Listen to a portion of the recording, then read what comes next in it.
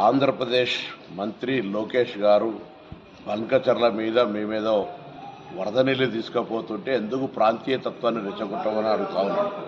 నేను అడుగుతా ఉన్నా, నికర జలాలు, మిగులు జలాలు, వరద జలాల గురించి కొంత ముందు తెలుసుకోండి.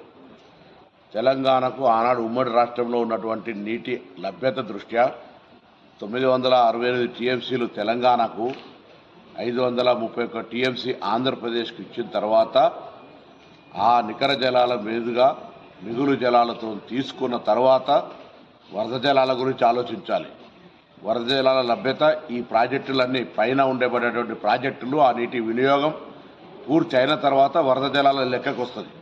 అది తెలియకుండా ప్రజలను మభ్యపెట్టి ఆంధ్రప్రదేశ్ ప్రజలను మోసం చేసే విధంగా ప్రయత్నం జరుగుతున్నటువంటి పరిస్థితి ఇది.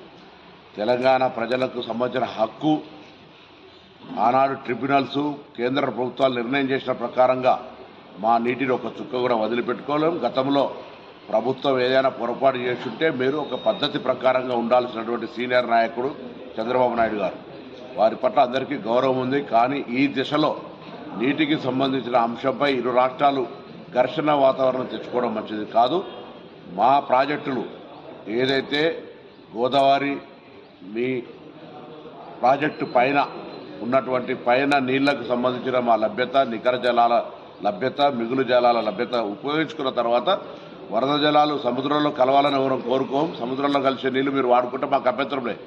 కానీ మా కోట, మా వాటా, మా నీళ్ల యొక్క వినియోగం పూర్తి కాకముందే మీరు వరద జలాల పేరు మీద దాన్ని ఏదో చేస్తున్నామని చెప్పి దాన్ని ప్రాంతీయ అసమానతలు రెచ్చగొడుతున్నటువంటి మాట తేవడం పొరపాటు. మేము మా రాష్ట్ర ప్రయోజనాలు, మా రాష్ట్ర రైతుల హక్కుల కోసం బాజాప్తా మాట్లాడతాం, మేము కాపాడుకుంటాం. మీ రాష్ట్ర ప్రయోజనాల కోసం కాపాడుకోండి, కానీ రాష్ట్ర ప్రజలను మోసం చేసే విధంగా తప్పుడు సమాచారం ఇవ్వద్దని కోరుతాము.